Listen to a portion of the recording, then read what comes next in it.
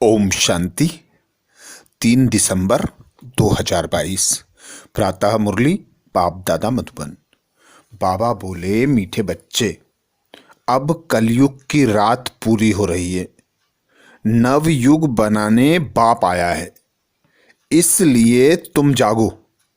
बाप की याद से अपने विकर्म विनाश करो। बाबा बोले, मीठे बच्चे, अब कलयुग की रात पूरी हो रही है। नव युग बनाने बाप आया है, इसलिए तुम जागो। बाप की याद से अपने विकर्म विनाश करो। अर्थात स्वयं भगवान, जिसकी महिमा ज्ञान सूर्य से की जाती है। तो ज्ञान सूर्य पिता परमात्मा जब इस भारत भूमि पर प्रकट होते हैं तो अज्ञान अंधकार मिटने लगता है। तो बाबा जैसे ही आता है ब्रह्मा तन का आधार लेकर, हम बच्चों को ब्राह्मण बनाकर नव युग में ले जाने के लिए गुण ज्ञान तथा शक्तियों से सजाता है। तो बाबा कहते, अब तक तुम अज्ञान अंधकार में कुंभकर्ण की नींद में सोए पड़े थे। अब मैं आया हूं तुम बच्चों को जगाने के लिए। तो अब इस कलयुगी रात को पूरा होना है, नई सतयुगी सुबह आना है। अब जागो, क्योंकि नवयुग आने वाला है। बाबा कहते, जो बाप तुम्हें गति सदगति मुक्ति जीवन मुक्ति देता है, उस बाप को याद करो। उस बाप को याद करने से ही तुमने जो 63 जन्म विकर्म किए हैं वे विकर्म भस्म होंगे और तुम पतित से पावन, तमो प्रधान से सतो प्रधान, नर से नारायण बन सकेंगे। बाबा कहते हैं, पुरानी दुनिया को कलयुगी रात पतित दुनिया कहा जाता है। नव युग को पवित्र दुनिया कहते हैं। बाप आते ही हैं पतितों को पावन बनाने के लिए। बाबा कहते हैं, गीत भी बना है, नवयुग आया कि आया। तो अब नई दुनिया को नया युग अथवा सतयुग, बाबा कहते नई दुनिया को नया युग अथवा सतयुग कहा जाता है। यह है कलयुगी पुरानी दुनिया। कुंभकर्ण की नींद में सब सोए पड़े हैं, उनको आकर जगाते हैं। माया ने अज्ञान अंधकार की रात में सबको सुलाया है। अब बाप कहते हैं, बच्चे, कुंभकर्ण की नींद से जागो। अभी इस पुरानी दुनिया का अंत है, मौत सामने खड़ा है। अब रात पूरी होती है, दिन आना है, इसलिए तुम जागो। तुम समझते हो बाबा आया है, हम भी घोर अंधियारे में सोए पड़े थे। अब बाबा आया है रात को दिन बनाने। तो एक बाबा की याद से ही हम बच्चों को विकर्म विनाश करने हैं। बाबा भी कहते हैं, अब मुझे याद करो तो तुम्हारे विकर्म विनाश होंगे, क्योंकि इस समय सब पतित हैं। सब कहते हैं हमको रावण से लिबरेट करो। तो लिबरेटर बाप आया है अपने साथ ले जाने के लिए। प्रश्न किया बाबा ने, जिन बच्चों की बुद्धि सतो प्रधान बनती जाती है उनकी निशानी क्या होगी? जिन बच्चों की बुद्धि सतो प्रधान बनती जाती है उनकी निशानी क्या होगी? उत्तर में बाबा कहते, उन्हें दूसरों को आप समान बनाने के ख्याल आते रहेंगे। वह अपना और दूसरों का कल्याण करने की युक्तियां रचते रहेंगे, दिन रात सर्विस में लगे रहेंगे। अर्थात जो बच्चे सतो प्रधान बनते जाते हैं वे बाबा कहते ज्ञान से संपन्न संपूर्ण हो जाते हैं, बाप समान बन जाते हैं। तो बाप समान जो बच्चे बनते जाते हैं वे औरों को भी आप समान बनाने का पुरुषार्थ करते, सदा यही स्मृति रखते कि कल्याणकारी पिता परमात्मा ने हम बच्चों को विश्व कल्याण का कार्य दिया है। तो इसी सर्विस में मन और बुद्धि को बिजी रखते। अगला प्रश्न किया बाबा ने, तुम बच्चों को बड़े ते बड़ी कौन सी कारोबार मिली हुई है? तुम बच्चों को बड़े ते बड़ी कौन सी कारोबार मिली हुई है? उत्तर में बाबा कहते, सारी दुनिया को बाप का परिचय देने की कारोबार बहुत बड़ी है। कोई भी आत्मा बाप के परिचय के बिना रह न जाए। रात दिन चिंतन चलता रहे कि कैसे किसको समझाएं, शंख ध्वनि करें। अर्थात बाबा कहते हैं, जब मैं आता हूं तुम बच्चों को स्वयं का परिचय देता हूं और तुम बच्चे सर्व आत्माओं को बाप का परिचय देते हो। तो बाबा कहते, अब अंत समय है, विनाश आया के आया, अब घर जाना है। तो घर जाने से पहले यही फुरना लगा हो, यही नशा हो कि हर आत्मा को बाबा का परिचय दिया। जो बच्चे यह सोचते कि बाबा का परिचय देकर हमें अब घर जाना है, बाबा कहते वे बच्चे बड़े ते बड़ी कारोबार करते हैं, क्योंकि बाद में कोई आत्मा उल्हाना न दे कि बाप आया और हमें पता भी नहीं चला। गीत सुनाया बाबा ने, जाग सजनिया जाग। ओम शांति। यह किसने जगाया? सजनी कहने वाला कौन है? बच्चे जो समझते हैं कि बेहद का बाप एक ही है, जिसका असली नाम शिव है। बाकी जो अनेक नाम रखे हैं वह सब हैं भक्ति मार्ग के। राइट नाम एक ही शिव है। जयंती मनाते हैं, बाबा कहते जयंती भी मनाते हैं, वह हो गई परमात्म जयंती। गाते भी हैं निराकार शिव जयंती। आत्मा को जब शरीर मिलता है तब उस शरीर का नाम पड़ता है, और शिव तो आत्मा का ही नाम है। उनको कहा जाता है सुप्रीम सोल। सोल का नाम क्या है? नाम गाया हुआ है शिव। गाया भी जाता है शिव जयंती। आत्मा की जयंती नहीं कहेंगे। गीता का भगवान तो शिव निराकार है। श्री कृष्ण शरीर का नाम है, देहधारी है ना। वह तो शिव बाबा ही आकर सजनियों को जगाते हैं और अपनी पहचान भी देते हैं कि मैं आया हूं नई दुनिया बनाने। अब मामेकम याद करो। माया पर जीत पानी है। बाबा कहते हैं पतित पावन। बाबा को कहते हैं पतित पावन। देवताएं जो पावन थे अभी पतित बने हैं, इसलिए सभी पुकारते हैं कि हे पतित पावन आओ, आकर हमें लिबरेट करो। किससे? माया रावण से अथवा शैतान से। मनुष्यों को यह समझ में नहीं आता कि अभी चलना है। नवयुग सतयुग अब आया कि आया। गीत में भी कहते हैं नवयुग, वह है पवित्र दुनिया। बाप आते हैं पतित से पावन बनाने के लिए। नई दुनिया को नया युग अथवा सतयुग कहा जाता है। यह है कलयुग, पुरानी दुनिया।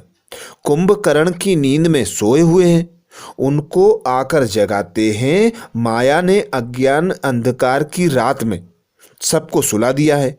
अब बाप कहते हैं बच्चे कुंभकर्ण की नींद से जागो। अभी इस पुरानी दुनिया का अंत है। मौत सामने खड़ा हुआ है। अब रात पूरी होती है, दिन आना है, इसलिए तुम जागो। तुम समझते हो बाबा आया हुआ है। हम घोर अंधियारे में सोए पड़े थे। अब बाबा आया है रात को दिन बनाने। बाबा कहते हैं मैं तुम्हारे लिए दिन अर्थात नवयुग बनाने आया हूं। अब मुझे याद करो तो तुम्हारे विकर्म विनाश होंगे, क्योंकि इस समय सब पतित हैं। सब कहते हैं हमको इस रावण से लिबरेट करो। यह कोई समझते नहीं है कि शैतान का राज्य कब से शुरू होता है। बाप आकर रावण के चंबे से छुड़ाते हैं। कैसे? यह तो बाप ही जब आए तब आकर सुनाए। तब फिर अनुभव से हम किसको समझा सकें। सबको नीचे उतरते उतरते पतित बनना ही है। मुझ पतित पावन को आना ही है संगम पर। दुनिया के मनुष्य तो घोर अंधियारे में हैं। समझते हैं कलयुग की आयु लाखों वर्ष पड़ी है, क्योंकि शास्त्रों में उल्टा लिख दिया है। अब देवीय युग की स्थापना होनी है। दोजक को बहिष्ठ बनाने वाला बाप ही है। बाप कोई दोजक थोड़े ही रचते हैं। बच्चों को अब यह पक्का निश्चय है कि बाबा हमको पढ़ाते हैं, बहुत समय से पढ़ाते रहते हैं। अब त्रिमूर्ति शिव जयंती आने वाली है। लिखना है शिव जयंती सो गीता जयंती। श्री कृष्ण जयंती जब मनाते हैं तब गीता जयंती नहीं मनाते। श्री कृष्ण तो छोटा बच्चा है, जब वह बड़ा हो तब गीता सुनाए। त्रिमूर्ति शिव जयंती माना ही गीता जयंती। यह बहुत समझने की बातें हैं। वो लोग गीता जयंती को अलग कर देते हैं, क्योंकि समझते हैं श्री कृष्ण तो छोटा बच्चा है, वह जन्मते ही गीता कैसे सुनाएगा। तुम बच्चों को ही बाप बैठ राजयोग सिखला रहे हैं। यह भी गाया हुआ है, सेकेंड में जीवन मुक्ति। बैरिस्टर के स्कूल में बैठा तो बैरिस्ट्री पढ़ने लग पड़ेंगे। उसमें एम ऑब्जेक्ट है, मैं बैरिस्टर बनूंगा। बाकी उसमें ऊंच पद पाना यह फिर पढ़ाई पर मदार है। कोई फिर अच्छा पढ़ते हैं तो ऊंच पद पाते हैं, नहीं पढ़ते तो पद भी कम। सारा मदार है पढ़ाई पर। तुम यहाँ मनुष्य से देवता बनने आए हो, परंतु देवताओं में भी नंबरवार मर्तबे हैं। कोई फर्स्ट क्लास, कोई सेकंड क्लास, कोई थर्ड क्लास। यह सब गुप्त बातें हैं, कोई की बुद्धि में आ नहीं सकती। कैसे हम अपना राज्य स्थापन करें। बाबा कहते कोई की बुद्धि में आ नहीं सकती ये बातें। कैसे हम अपना राज्य स्थापन कर रहे हैं। महाभारत लड़ाई भी लगने वाली है, परंतु पांडव संप्रदाय तो लड़ते नहीं। असुर और कौरव संप्रदाय आपस में लड़ झगड़ कर खत्म हो जाते हैं। तो अब तुम बच्चों को पुरुषार्थ करना है, समझना भी है। बाबा समय प्रति समय डायरेक्शन देते रहते हैं। बच्चे, तुमको याद की यात्रा पर रहना है। मुझे याद करो, यह है योग अग्नि, जिससे विकर्म विनाश होंगे। दिन प्रतिदिन तुमको अच्छी अच्छी पॉइंट मिलती रहती है। पतित पावन की पॉइंट भी अच्छी है। पतित पावन बाप को बुलाते भी हैं, फिर गंगा में जाकर स्नान करते हैं। तुम लिख भी सकते हो बड़े बड़े अक्षरों में कि पतित पावन तो परमपिता परमात्मा को कहा जाता है। ज्ञान का सागर वही है। सारी दुनिया को पावन बनाते हैं। सारी दुनिया का क्वेश्चन है। बाबा कहते सारी दुनिया का क्वेश्चन है ना, दुनिया पहचान कैसे। बाबा कहते दुनिया पावन कैसे बने। गंगा जमुना आदि यह सब नदियां तो चली आती हैं। अभी कलयुग का समय है तो कुछ गड़बड़ होती है। सतयुग में फिर सब नदियां अपने ठिकाने पर आ जाएंगी, परंतु इनसे पावन तो कोई बनते नहीं। बहुत क्लियर करके समझाना है। पर्चे भी बांटने हैं। वह भी आदमी देख कर देना है। मुख्य 2-3 पॉइंट जरूर समझानी है। वास्तव में इस समय सब पतित विकारी हैं, सबकी उड़ती कला है। बाबा कहते सबकी अभी उतरती कला है। गुरु नानक ने भी कहा है कि मूत पलीती कपड़ धोए। भारत को श्रेष्ठाचारी तो बनना ही है, इसको भ्रष्टाचारी कहेंगे। श्रेष्ठाचारी सिर्फ देवताएं हैं। इस समय और कोई बन ना सके, क्योंकि माया का राज्य है ना। हाँ, बाकी भक्ति का सुख मिलता है। यहाँ रचना भी कोई योग बल से नहीं होती, विकार से पैदाइश होती है। पहले थोड़े होते थे, फिर वृद्धि होने से आपस में लड़ते हैं। हर एक को पहले सुख फिर दुख देखना है। यह मनुष्यों की बात है। सतयुग में मनुष्य सुखी हैं तो जानवर आदि भी सुखी रहते हैं। तो बाप समझाते हैं कि ऐसे ऐसे लिखो। त्रिमूर्ति शिव जयंती सो श्रीमद् भागवत गीता जयंती। फिर समझाना भी है। जो समझते हैं उन्हों की दिल होती है कि यह बातें दूसरों को भी समझाएं। समझाने बिगर वृद्धि कैसे होगी। ड्रामा अनुसार जिसका जो पार्ट है, समझने और समझाने का वह अपना पार्ट बजाते हैं। भक्ति का पार्ट भी दिन प्रतिदिन जोर होता जाता है। गाया भी हुआ है, जब भंभोर को आग लगती है तब आँख खुलती है। तुम बच्चों को शंख ध्वनि करनी है। रात दिन चिंतन चलना चाहिए, कैसे किसको समझाएं। सारी दुनिया को बाप का परिचय देना है। कितनी बड़ी कारोबार है, दुनिया कितनी बड़ी है। बहुत धर्म बहुत खंड हैं। सतयुग में एक ही धर्म होता है, फिर वृद्धि को पाते हैं। यह भी समझते हो, बाबा कहते यह भी समझते हो, प्रजापिता ब्रह्मा द्वारा ही ब्राह्मण पैदा होते हैं। ब्राह्मण वर्ण भी नहीं दिखाते हैं तो पैदा करने वाला भी नहीं दिखाते। तो यह समझाना है, कौरव और पांडव दिखाते हैं। तुम हो ब्राह्मण, प्रजापिता ब्रह्मा कुमार कुमारियां हैं तो प्रजापिता जरूर चाहिए, जिससे भिन्न भिन्न बिरादरियां पैदा होती हैं। देवता क्षत्रिय वैश्य शूद्र दिखाते हैं, बाकी संगम युगी ब्राह्मणों को गुम कर दिया है। गायन भी करते हैं त्रिमूर्ति ब्रह्मा, परंतु त्रिमूर्ति ब्रह्मा का अर्थ नहीं निकलता। उन्हों को देने वाला कौन? तुम समझते हो, निराकार बाप ने ब्रह्मा द्वारा पेट समझाया है। ब्रह्मा के मुख कमल से बच्चे पैदा होते हैं। जब तुमको सुनाए तब ब्रह्मा भी सुने। तुम न होते तो शिव बाबा क्या करते? एक को तो नहीं सुनाया जाता। शास्त्रों में एक अर्जुन का नाम लिख दिया है, तो जिस समय जो पॉइंट निकलती है उस समय उसी सर्विस में लगना चाहिए। तुम्हें हर बात बहुत क्लियर करके समझाई जाती है, परंतु योग में रहे पावन बने यह मेहनत है।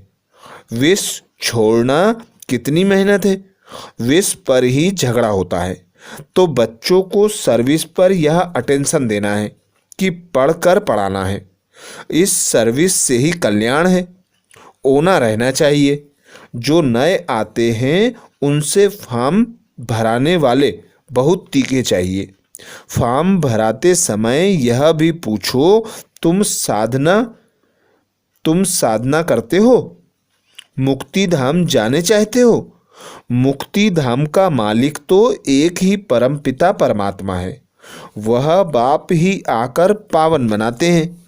यह स्नान आदि जो भारत में ही करते हैं और धर्म में नहीं करते। बाबा कहते वह फिर अपने धर्म स्थापक के आगे माथा टेकते हैं, फूल चढ़ाते हैं, महिमा गाते हैं। उन्हों को यह तो मालूम ही नहीं है कि पतित पावन एक ही बाप है। अभी क्रिसमस में क्राइस्ट का कितना, बाबा कहते अभी क्रिसमस में क्राइस्ट का कितना मनाते हैं। फिर भी गॉड फादर को याद करते हैं, कहते हैं ओ गॉड फादर, उनको पुकारते हैं। उन्हों को भी, क्रिश्चियन को भी यह नॉलेज मिलेगी। बाबा तो कहते रहते हैं कि चित्र बनाओ तो विलायत में भी भेज दो। बेहद सृष्टि के कल्याण के लिए वृद्धि चलनी चाहिए। बाबा कहते बेहद सृष्टि कल्याण के लिए बुद्धि चलनी चाहिए। बाबा की बुद्धि चलती रहती है। इन चित्रों का कद्र बहुत थोड़ों को है। बाप ने दिव्य दृष्टि द्वारा यह बनवाए हैं। कितना रिगार्ड होना चाहिए, इनसे तो बहुत भारी फर्स्ट क्लास सर्विस होती है। ड्रामा अनुसार कोई निकलेंगे जो चित्र आदि बनाएंगे। आगे चलकर ऐसे बुद्धिमान बच्चे निकलेंगे जो सेवा में नई नई इन्वेंशन करते रहेंगे, जिसे देखते ही दिल खुश हो जाए। अंग्रेजी तो सब तरफ फैली हुई है। भाषाएं कितनी ढेर हैं। सब देशों में अंग्रेजी वाले जरूर होंगे, इसलिए बाबा भी अंग्रेजी और हिंदी को उठाते हैं। आखिर सब भाषा में निकलेगा। किसको भी समझाना है बहुत सहज, परंतु देखा जाता है किसकी बुद्धि में नहीं बैठता तो वह क्या काम करेंगे। धन है और दान नहीं करते तो उनको मनहूस कहा जाता है। एक कान से सुनते दूसरे से निकाल देते हैं। हर एक को अपनी उन्नति, बाबा कहते, हर एक को अपनी उन्नति का ख्याल जरूर होना चाहिए। संग के रंग में नहीं आना है, सर्विस में बिजी रहना है, नहीं तो बड़ा भारी घाटा पड़ जाएगा। अपनी उन्नति के लिए कोशिश जरूर करना चाहिए। बाबा मैं जाकर बहुतों को आप समान बनाने की सर्विस करती हूँ, ऐसे ऐसे ख्याल आने चाहिए। उनको कहा जाता है सतो प्रधान बुद्धि। तमो प्रधान बुद्धि न अपना न दूसरों का ख्याल करते हैं, उनको बेसमझ कहा जाता है। सतो प्रधान बुद्धि समझदार है। हिसाब किताब भी कोई कोई का बहुत कड़ा रहता है, समझते हुए भी फंसे हुए हैं। इस समय तो रात दिन सर्विस में लगा रहना चाहिए। खुद की ही कमाई है, मुझे बाप से पूरा वर्षा लेना है, नहीं तो कल्प कल्प का घाटा पड़ जाएगा। पहले अपना कल्याण करेंगे तब दूसरों का भी कर सकेंगे। अच्छा, मीठे मीठे सिकिलदे बच्चों प्रति माता पिता बाप दादा का याद प्यार और गुड मॉर्निंग। रूहानी बाप की रूहानी बच्चों को नमस्ते। हम सब रूहानी बच्चों की रूहानी माता पिता बाप दादा को याद प्यार गुड मॉर्निंग और नमस्ते।